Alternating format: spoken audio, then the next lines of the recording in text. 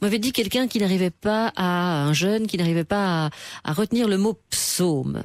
Et oui. Là, vous essayez de faire une association, parce que le cerveau fonctionne par association. Oui, le cerveau fonctionne par association. Par exemple, si on met rouge au milieu d'une carte, qu'est-ce qui vous vient avec le mot rouge? Vous allez très vite voir que vous allez sortir certains mots, moi d'autres, et tout le monde a des liens différents dans sa tête. Et donc on travaille, l'avantage c'est qu'on peut travailler sur n'importe quel lien. Donc par exemple, effectivement là c'était un jeune qui avait le mot psaume à retenir, et il avait des difficultés à retenir le mot psaume. Et donc je lui pose une simple question, à quoi ça te fait penser, psaume? Paume. Voilà, c'est ce qui m'a sorti. Il m'a sorti paume. Donc, qu'est-ce qu'on a fait? On va chercher une image d'une paume de main qu'il va choisir, évidemment, hein, parce qu'il a, il a une idée bien en tête de la paume. Et donc, on va fixer le mot psaume avec le dessin de la paume. Et donc, on va insérer comme ça des images dans des cartes, mais qui n'ont rien à voir avec le cours, mais simplement qui vont servir de lien pour faciliter la mémorisation.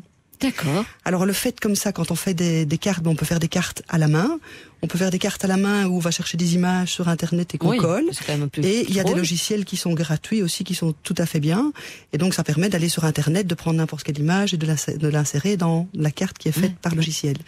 Et ce qui est gai aussi pour l'apprenant, parce qu'en fait la difficulté de l'apprenant, c'est de garder son attention longtemps sur quelque chose. Enfin c'est pas typique des apprenants, c'est typique du fonctionnement de notre cerveau, parce que notre cerveau il va tellement partout qu'il est difficile à rester concentré sur quelque chose.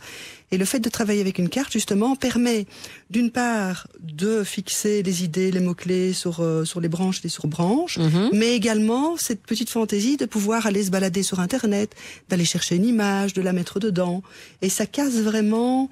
ça donne du rythme. Voilà, ça donne du rythme et ça donne du plaisir aussi. Et du plaisir.